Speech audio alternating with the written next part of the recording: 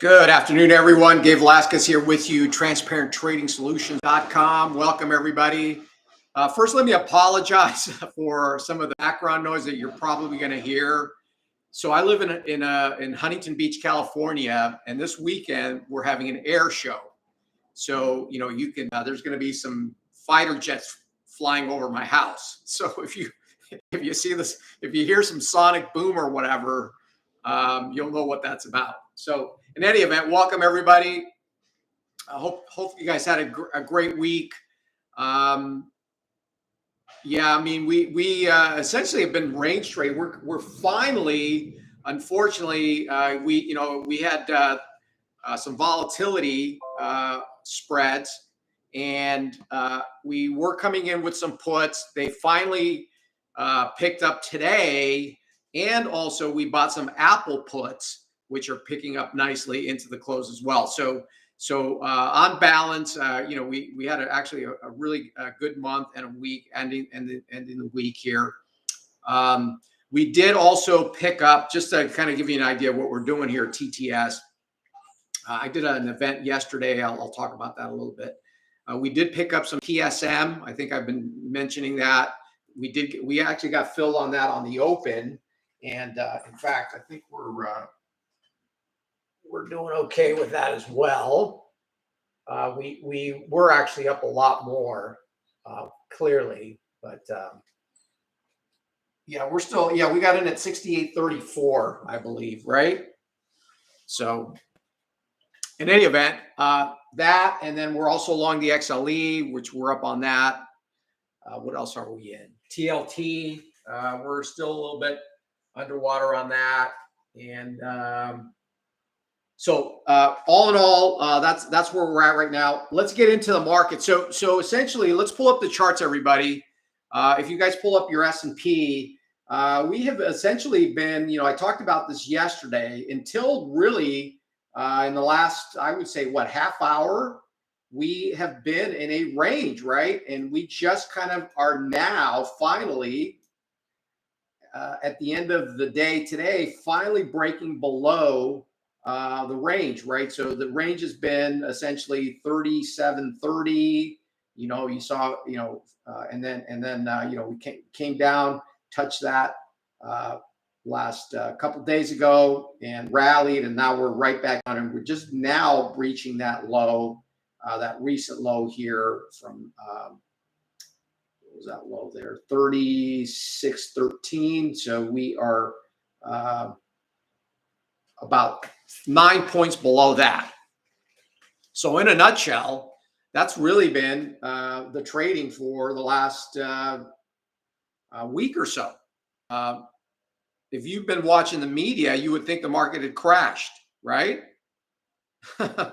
But now, could that happen next week? Of course. Clearly, we close very weak. And remember, it is the end of the month. Lots of jockeying on Wall Street, people dumping their losing positions and trying to look good to their investors. Because remember, Wall Street is a meritocracy. Wall Street is all about performance. You give people money, especially very wealthy people, and they expect a return for what the fees that they pay. So that's something that's I take to heart, because I come from that background, not necessarily with all the other stuff going on around here with the non-accountability. So, because I talk about that quite a bit, and I actually run my website and TTS in the same vein. Everything dropped. We did get long again, some TSM, but we are hedging that off with some Apple puts. So we did buy some Apple puts, and in fact, those are already profitable going into the close. If you're watching Apple, that thing just dropped off the cliff right there at the end, right? So again, this is a Friday. We still have the weekend futures trading and so forth. So who knows? But Apple is the driver, and that actually brings me to my point. Why did I buy Apple puts? Well, the chatter in the last week is how weak Apple has been, And I can tell you, I mean, that's 7% of the S&P. It's a huge weighting because of its size, market cap wise.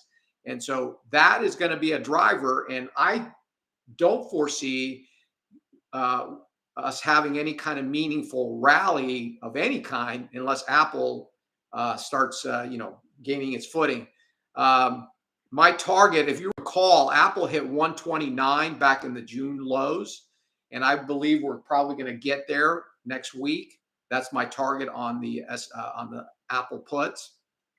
But even the Nasdaq futures, if you look at that, very similarly, we've been in a big broad range, and one of the things that was really noteworthy, I think I talked about this in the last YouTube, is we are now finally, again, today, taking out the June lows. So it took all this, and now we are finally taking out the June lows on the NASDAQ. So this could probably engender more selling. Selling begets selling. And now we can start looking at some of these lower levels down to, on the NASDAQ, down to about 10,660-ish or so on the NASDAQ. Robert, it's a monthly. What do you mean it's a monthly? I'm not sure what you're meaning, but anyways, you're talking about that level. Yeah, this is a cycle low because again, we've taken cycle low, meaning that since COVID, this is for the year and everything else. So it's a yearly low, a 52-week low, whatever you're going to call it. And so, in any event, we'll see how things play out. Again, we're coming into October, earnings season kicking up, right? So we got earnings season coming in, and again. Typically, you have a rough start to October. I've been talking, if you guys have, by the way, subscribe to my newsletter on the bottom there in that link. I am going to have a class in 2 weeks. I had a nice class yesterday. I don't know if any of you guys in here attended. So if you recall, I was talking to you guys in late August about how September would be rough and, seasonally and all that. And it played out, almost ideally, other than this week. Obviously, this week was kind of challenging because just couldn't get any. Just when you thought it was going to break down last, few days ago, it just, we got that bounce after the UK intervention in their bond market and so forth. But the way, again, if this continues to kind of conform to the seasonality, we can expect further downside into the next week and the following week, and then right around mid-October, if we and again we still the VIX did jump a little bit, but still we haven't had that capitulatory type of trading. So maybe that happens next week. I don't know. We'll see. But again, keep in mind that middle to late October, if we come into a really bad scenario and get that reversal, that usually is when the market, most bottoms do happen in the month of October, and a lot of crashes happen in the month of October. So usually what happens is you have a crash and then the rebound, and then we go into the November, December strong seasonal period. So obviously nobody knows, and nothing is guaranteed if that will actually play out this year. But the seasonal script has been playing out pretty good if you were paying attention to the September being the weakest month and so forth. So there is something to it, right? Okay, so to sum up the NASDAQ and the equities, again, we were kind of just back and forth, primarily all week, and then today we finally gave way, and so this again, we got a pivot down again down in the low 10,662 on the NASDAQ. The S&P. It will probably find at least a pause at 3,600. We're only 9 points away. So it's going to be interesting to see how we come in next week. So that's pretty much sums it up. And clearly, Now with the selling and everything else, I mean, you probably still have some remnants of selling, as you know, if you guys are doing some of that. In any event, we'll see. And what's great is next week we're going to be doing it again, right? So we'll put that on again because we did well with it last week. We lost a little bit this week, but on balance we're still positive. And then if we just keep doing it week over week, as long as the volatility's there, we should do fine over the long term, as long as volatility stays elevated. Does that make sense? So that's kind of part of trading, right? You keep trying the same strategy. You're going to lose on some, win on some, but overall, if you keep doing it and it's a winning strategy, you're going to come out ahead at the end of the large sample size of trades. Okay. All right. Now, bonds, interesting situation in the bond market. So 133, 127, 128 is the level. But here's something that kind of caught my eye, especially yesterday when we gave back all the rally from Wednesday, right? So if you recall, again, just to recap, the Fed, the Bank of England intervened. We had that huge bond rally pre-market on Wednesday. We had stocks rally, the dollar collapsing and all that. And then, here was what's interesting. If you noticed on yesterday, when the market gave back pretty much all of Wednesday's rally and then started heading back down to the bottom part of the range, typically what causes that is a lower bond market, right? Higher yields. Well, you noticed yesterday the bond market actually held up pretty well. And today we can go back to the same old. So it's going to be so what I'm really thinking about now is that the economy clearly is looking weaker. We still have inflation, so that's called stagflation, by the way. Unless if you're wondering, when we have high inflation and lower economic growth, that's called stagflation. That's the term. And so, but if we actually do have a really material slowdown, in other words, if the economy really slows down, bonds will rally as long as inflation, keeps drifting lower. Well, you'll probably, I'm expecting a big bond rally coming up in the next month or so, especially if the economic data keeps coming in weaker, and provided that inflation, I'm not suggesting inflation is going to come down dramatically anytime soon, but as long as it keeps kind of, if it goes from we had that 9.1 number, remember the CPI, and then we went down to 8.2 or 8.1, whatever it was. As long as we keep, again, as long as the trajectory of inflation is down and the economy keeps slowing down, because remember, all of the interest rates, as some of you guys in housing, I don't know if any of you are in the mortgage business or housing or trying to refi, mortgage rates have just gone crazy in the last 2 months, right? A year ago, you could have refinanced for 3% on your 30-year. Now it's at 7%. So it's the move has just been incredible, and clearly now impacting the housing market. And so everything is starting to slow down a little bit. So the reason I want to mention that is because it's going to be fascinating, and I'm watching the bond market very carefully. We are long TLT with a stop, of course, and we're going to stop out of that. But I do suspect, next week, if we get slower economic data, that we'll get the bond market to have a really nice rally. But again, it still remains to be seen. We've got a bunch of data coming out next week that will maybe, we got the jobs number. That's going to be the big one on Friday next week. We got earnings starting up, bank earnings. I'm also trying to get long JPM, by the way. So we've got some hedges, obviously, with the Apple puts. That's kind of a hedge against our long positions. Bonds and some energy. Energy still, to me, looks good as a defensive play. So again, we're actually positive on XLE. We still have some gains on XLE. I mentioned that actually on in our presentation yesterday. Okay, so the levels to watch on the on the 30 on the 10-year. Notice we have a bunch of resistance right around 112, 113, let's call it, right?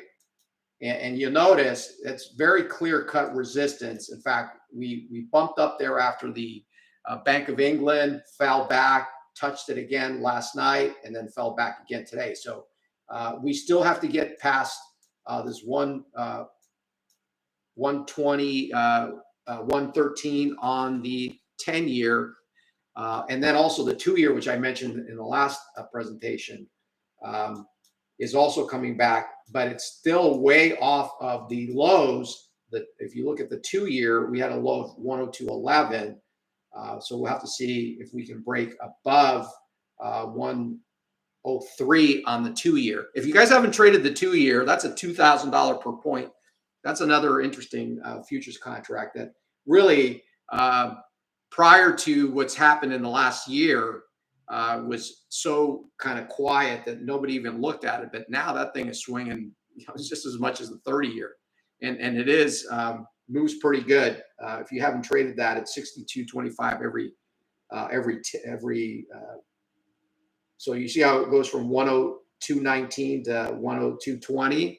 There's 8 ticks in that 620. It's 62.50 per one tick, and it's an eighth of a tick, so it's $6.25 if you haven't looked at that. Okay, all right. So that's the bond market. Still obviously under pressure, but it's going to be interesting to see if we have a sea change and go back to the traditional kind of buying bonds as a hedge against stocks. Remember, traditionally, you buy treasuries to hedge off your stock position, right? Because it's a safe haven, it's guaranteed by the government. But again, with the yields, and it hasn't worked, that 40-60 portfolio where you take 60%, put it in stocks, 40% in bonds, has not worked. And that, in fact, it's had the worst performance, I think, ever this year. So if your portfolio was comprised of 60-40, 60 stocks, 40 bonds, you've done terrible, as you know. But now with yields at 4% on a 2-year, 4.25, and so on and so forth, now it's becoming more attractive, and you're probably hearing about. And again, I would encourage anybody that has some long-term, 2-year money to put it away, and then start looking at some munis and all that kind of stuff. So, okay.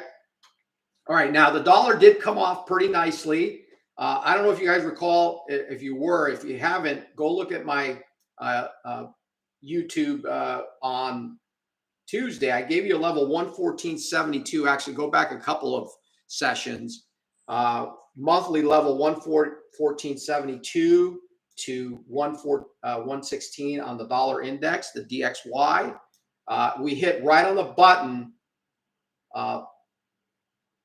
on Wednesday, I believe, and fell back, and we're sitting right now at 112. Now, we still got to get through 110, or else this is just another kind of pullback, and the dollar goes higher. Okay, so keep that in mind going forward, and it's going to be also fascinating, going back to the kind of maybe a potential sea change where typically, like on a day like today where stocks were down hard at the close, you would see the dollar rallying, right? Isn't that been kind of the pattern? Well, you notice today it didn't happen. The dollar did not rally, of any significance. So we'll see how that again, kind of the message of the markets. And if we do fall through that 110, could be peaking, or at least resting at the moment. And that could present some opportunities. I've been talking about gold, silver, some of the. I'm really not that interested in even the British pound right now until it breaks above 114, where it broke down from. On the long side, on the short side, could get an opportunity here coming up. usually, you revisit this what I call the scene of the crime, right? So if you look at your chart on the British pound, we broke down from 112.5. We're sitting right there. We try to pull back. It's if we can break above 114, I think this may be a major low in the British pound. So watching that very carefully. All the rest of the currencies really not anything. I think I mentioned the Mexican peso. That's also interesting. And we did have a really nice rally in gold. There are some levels up top. I'm looking at 17, like 10, 20 to short against gold. So keep an eye on that. I did mention some lower levels, but now we've rallied pretty good in gold. That's the other thing. Gold has not, again, traditional inflation hedge and all that. That has been a terrible performer as well this last 12 months, right? It has not done what it's supposed to do. But perhaps that is going to change as well. You see, maybe the character, maybe the complexion of that is going to change. What about the euro, Robert? I'm just not, euro's got to break above like 102, 1.020, right? So 102 basically on the euro. Other than that, I'm not really seeing a whole lot. We had a nice bounce on the euro too, but I don't think I'm not really buying the euro until it breaks above 102, 1.02. Does that make sense? You could possibly give that a shot to short that. I have a level a bit higher that's fresher around 102.70. Check it out on the euro to short against, right? Right, Robert, check it out. Is everybody looking at the charts, by the way, when I'm doing this? I may start actually showing you some charts next week. We'll see. Would you prefer that, by the way, instead of me walking you through the charts? Okay, Kelly. All right, done. Yep.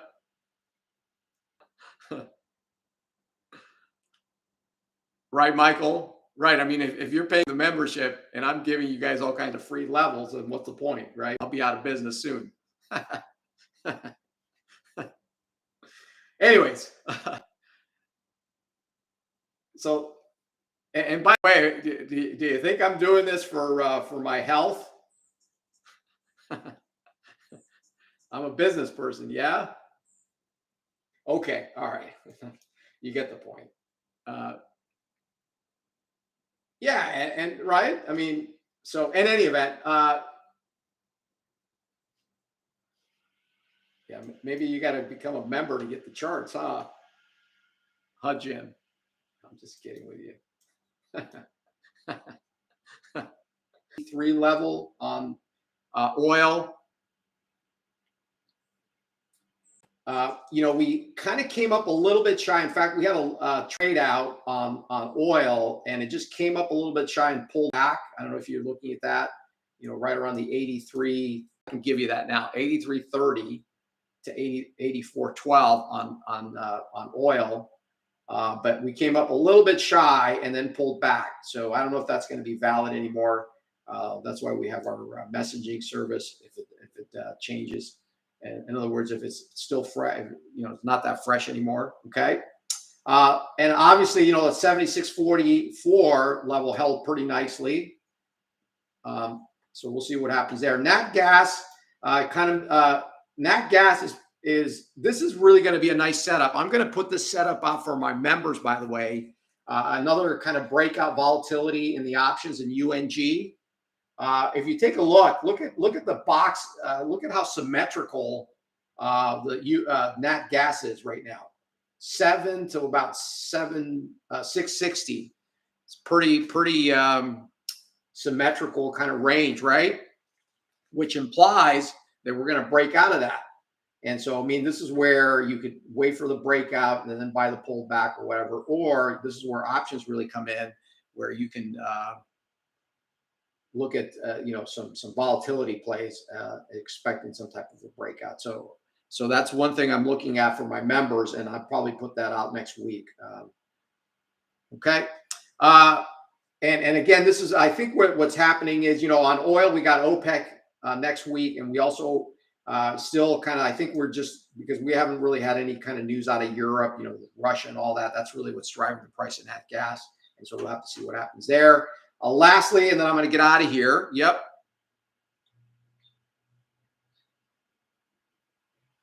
Let's see. Lows on daily. Yeah, we're actually sitting. Yeah, Kelly, we're sitting right at. I've been mentioning this daily accumulation, 660 to 640. Yep. Kind of trying to hold on there. It just can't get any traction though, right? In that gas. So you can clearly see that level. It's a daily accumulation, or, remember, I use accumulation as my term. It's interchangeable with demand, if you want to call it that. Okay. So we'll see. I think we're going to need some news out of Europe for that. Lastly, we had a grain report today. I love the grain markets, right? And we had beans, soybeans went down really hard. They're coming into a nice gap area. I think I mentioned this the other day. So check it out on your charts. This is the Novi soybeans. Okay. Then we have corn. I actually have a long in corn working right now. And then wheat tried to, I've been, as you know, I've been pretty bullish on wheat. And it did rally and then pulled back really hard above the 950. So 950 seems to be some resistance in the wheat market. But I'm still looking to buy pullbacks in. Still looking to buy pullbacks in the wheat market. Let's see. What could create a blow off top in the dollar index? Well, here's what's interesting, Ryan. If you think about it, unless you already shorted from that level that I gave you, or were you around when I gave you guys that level? Could you look in the rearview mirror and say that was the blow off? And what caused that? Right? Does that make sense, Ryan? So think about this. UK intervening because their rates were going out of control. Right? So do you think a central bank intervention in one of the biggest bond markets in the world and saving their currency, do you think that could be a blow off catalyst? What do you think?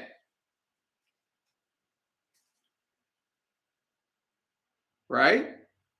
So, you could look in retrospect and say that was the blow off. I mean, obviously, we're always going to look in the rearview mirror and say that was the peak, or this is why we like to try to catch turning points, right?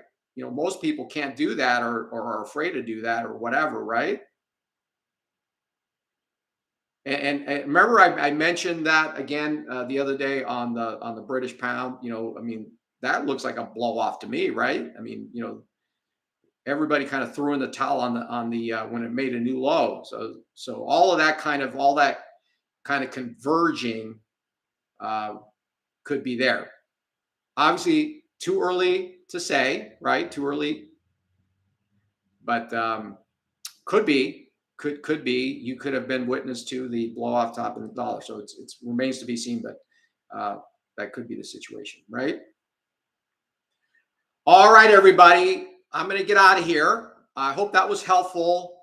Again, if you are interested in joining me for 5 days free, hit the link below, give me a thumbs up, subscribe to the channel, let people know that we're here. I'm going to start probably, running some charts next week. Have a great weekend, everybody. It's going to be exciting next week. We've got unemployment numbers. We've got, VIX sitting around 35. We've got, lots of stuff going on. So I think it's going to be another exciting week. Lots of volatility. You got to know what you're doing. Don't be scared of the volatility as long as you know what you're doing. Okay. All right, everybody. Have a great weekend. I'll talk to you on Tuesday. Stay safe out there.